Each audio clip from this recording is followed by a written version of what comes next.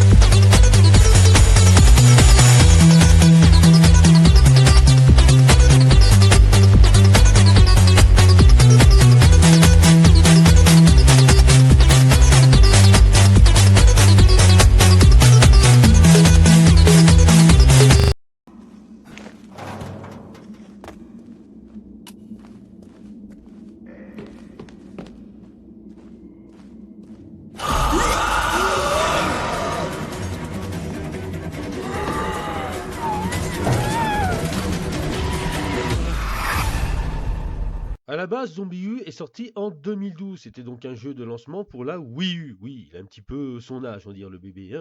À sa sortie, ZombiU aura de très bonnes notes par les journaux de jeux vidéo et de gaming. Malheureusement, son éditeur sera déçu par ses ventes, espérant beaucoup plus. Alors attention, il y aura une réédition de ZombiU pour les autres consoles, donc PlayStation, Xbox, PC, mais là, à ce moment-là, les fans reprocheront à Ubisoft d'avoir fait en fait une réédition passive, voire paresseuse du jeu. Donc en fait, la réédition n'est pas aussi bien que ça. Bon, moi j'ai le Zombie U sur Wii U et j'en suis très content. Alors ce qui est dommage, c'est qu'en fait le directeur créatif du jeu déclare travailler sur un prototype d'une suite, déclaration qui a été faite en mai 2013. Vous allez me dire, mais pourquoi c'est techniquement dommage? Parce qu'en fait, quelques mois après, en juillet 2013, Yves Guillemot, patron d'Ubisoft, déclare que le jeu n'est toujours pas rentable et donc qu'une suite n'est pas prévue. Oui, ils se sont un peu contredits. Alors ZombiU est surtout un survival horror qui a lieu justement à Londres. Tir à la première personne au passage. Alors le jeu est très stressant, très macabre, les graphismes sont glauques mais franchement ils sont très très bien faits. Le jeu peut être fait en une dizaine voire une douzaine d'heures. Et le scénario est formidable. Franchement, là-dessus, il n'y a rien à dire. Scénario, jeu, graphisme, let's play, il y a tout qui va ensemble. C'est franchement un bonheur que d'être dans cet univers de zombies. Mais ce qui est plutôt intéressant, c'est plutôt son concept. Et c'est ça qui va nous intéresser. Le concept de Zombie.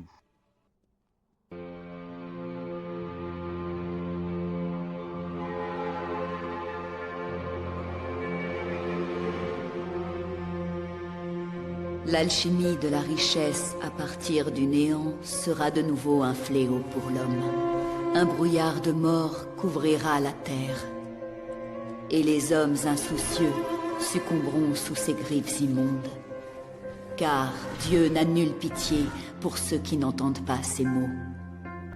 Alors franchement, avant d'attaquer le concept de ZombiU, j'ai quelques trucs à vous dire sur le jeu parce que franchement, il est phénoménal. Alors, toutes les voix du jeu que vous entendez, parce que le jeu a été donc fait par Ubisoft, mais à Montpellier, Cocorico au passage, donc il a été fait en France, oui, les Français font de bons jeux vidéo, faut pas croire. Alors, toutes les voix viennent de groupes de hard rock français. Non, je ne plaisante pas. Alors parmi les voix, on a donc Jonathan Devo du groupe Horde, Christian Ayo du groupe Weskisao, excusez-moi pour la prononciation, Emily Maruanda du groupe Gravity et Benjamin Torchman du groupe Decap of Despair. Et cerise sur le gâteau, la musique du trailer du jeu a été remixée par Deseret. Oui, en fait, je connais pas du tout ces groupes de hard rock, mais je trouve ça quand même super cool, quoi. Franchement, même trop bien. Autre point, et là ça va un petit peu spoiler l'histoire, c'est que toute l'histoire va tourner autour des écrits de John Dee. John Dee qui est un personnage célèbre en Angleterre et qui a vraiment existé. Alors on va pas faire une émission sur John Dee, allez simplement voir son Wikipédia et vous allez en recevoir plein la gueule. Apparemment le mec c'était pas le petit charcutier d'à côté quoi, c'était vraiment... Lui c'était vraiment du lourd, et c'était vraiment vraiment vraiment du lourd. Bon, on va revenir au principal, le concept du jeu. Oui, parce que le concept est quasiment extraordinaire. Alors quand vous allez jouer à ce jeu, vous allez toujours avoir une phrase qui va apparaître.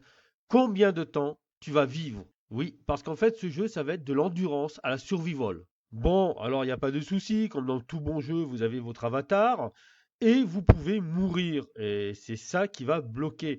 Parce qu'au moment où votre avatar va mourir, vous allez avoir un nouvel avatar. Et là, vous allez me dire, mais du coup, tu peux pas mourir, c'est quoi le problème? Ben, le problème, c'est que si tu veux retrouver ton matos, ton flingue, tes boissons, tes munitions, faut retrouver ton ancien avatar qui est transformé en zombie. Non, je ne plaisante pas. Alors, c'est ça qui va rendre le jeu excessivement dur. Alors déjà, c'est un survival. Alors, qui dit survival dit munitions très rares, dit objets et items très rares, dit armes très rares. Mais si en plus tu dois te retaper toute la map et te refranchir la moitié des dangers pour retrouver ton toit zombie, le buter et récupérer ton sac à dos, alors je te dis pas comme c'est chiant. Mais bon, c'est ça qui rajoute un petit côté fun à ce jeu.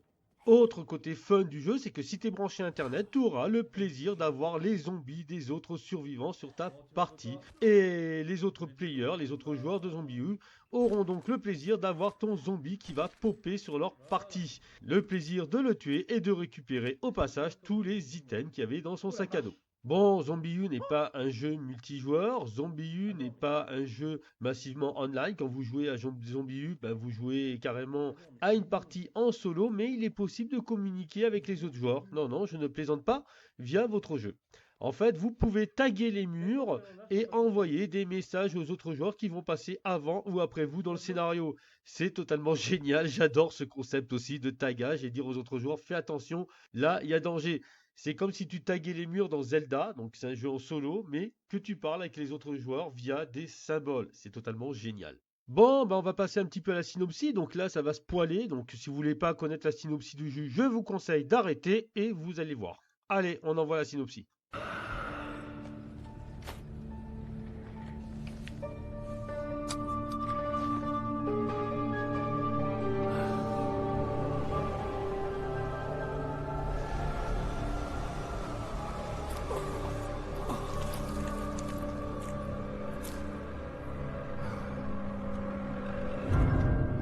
Alors, qu'est-ce que c'est que l'histoire? Eh ben, c'est très simple. Vous vous trouvez à Londres, dans un avatar qui a été fait au hasard, donc homme, femme, nom, prénom au hasard. Et au moment où vous allez vous faire bouffer par des zombies, parce que Londres se met à être infesté par des zombies, vous êtes sauvé in extremis par le survivant. Alors, croyez pas que le mec il va prendre des mitraillettes et venir se battre. Non, non. Le mec, vous le voyez jamais.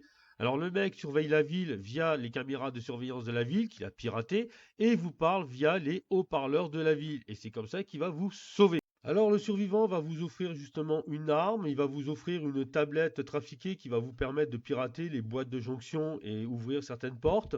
Il va vous donner un sac à dos qui va vous servir à aller récolter ces petites courses et vous allez devenir son petit chien-chien. Non, je ne plaisante pas. En fait, le but du survivant, c'est d'avoir quelqu'un qui sort dehors, qui prend les risques à sa place et qui va aller chercher la nourriture, les clous, tout ce qu'il a besoin. Alors vous allez me dire, ouais, mais les survivants, on le voit jamais. Non, les survivants, vous inquiétez pas. Je vais pas vous spoiler le jeu, mais ce qu'il faut savoir, ça, on le découvre à la fin, c'est qu'en fait, le survivant sera constamment à côté de vous. Et je ne plaisante pas. En fait, le survivant faisait partie d'un groupe qui s'appelait les Corbeaux de Die et qui se sont référés donc aux écrits de John Dee. Et les Corbeaux de Die, en fait, savaient que les zombies allaient arriver sur l'Angleterre, allaient arriver à Londres, et ils se sont préparés à les recevoir.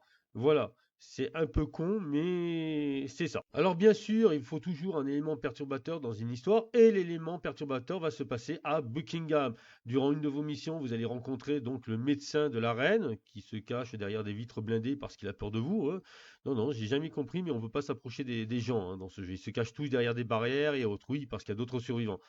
Et le médecin de la reine va vous expliquer qu'il a peut-être trouvé un remède pour faire retransformer les zombies en humains et va vous demander de chercher les lettres de Die. Et vous allez commencer à aller à droite, aller à gauche, etc., etc., jusqu'à la fin. Alors là, j'irai pas plus loin parce que ça serait spoiler entièrement les jeux et ça serait totalement abusif. Alors, ce qu'il faut bien savoir, c'est un jeu qui est sans boss. Non, vous n'avez pas de boss à la fin. Mais par contre, la variété de zombies et le concept en lui-même que j'ai parlé tout à l'heure donne toute son importance. Alors, il faut bien comprendre que quand vous fouinez dans votre sac à dos, quand vous tentez de crocheter une serrure, quand vous piratez un système informatique, le temps ne s'arrête pas comme dans les autres jeux. Non, non. le temps continue à tourner. Votre écran est divisé en deux. Vous avez un écran sur la télé, un écran sur la tablette tactile, et il faut faire les deux en même temps, quoi. Il faut en fait surveiller vos arrières tout en faisant votre micmac sur la tablette tactile. Voilà. En fait, vous pouvez vous faire buter quand vous fouillez simplement dans votre sac à dos. Ça se rapproche vraiment de la vie réelle. Comme tout survival horror aussi, vous avez donc une capacité d'endurance. Vous courez trop vite, bah, vous essoufflez, du coup, bah, vous marchez, hein. Oui, bah, vous n'êtes pas Carl Lewis non plus, hein. Et comme j'ai dit tout à l'heure, la variété de zombies va énormément augmenter la difficulté. Bah oui, parce que vous avez de tout en zombie. Donc vous avez le zombie normal, vous avez le zombie explosif, vous avez le zombie berserker, vous avez le zombie qui vous crache dessus comme un gros fils de pute de l'acide. Vous avez le zombie en tenue de policier, casque et gilet pare-balles, du coup, qui ne craint pas les balles et qui craint pas non plus les coups de batte de baseball et qui craint pas non plus les cocktails Molotov. Et vous avez justement le zombie aussi qui se téléporte et qui dérègle votre système électronique. Alors comme j'ai dit, franchement, ce jeu il en vaut la peine. Il dure à peu près 12 heures hein, minimum. Et franchement, écoutez, il n'y a rien à dire, hein. La seule chose que je regrette, c'est qu'ils n'ont pas fait une suite. Bon, du coup, je vous ai fait le tour. J'espère que je vous ai donné un petit peu envie de jouer à ce jeu, de vous le présenter. Et je vous dis au revoir, ciao, bye bye. Et n'oubliez pas, un pouce bleu, comment et faites ce que vous voulez, en fait, je m'en fous. Allez, ciao.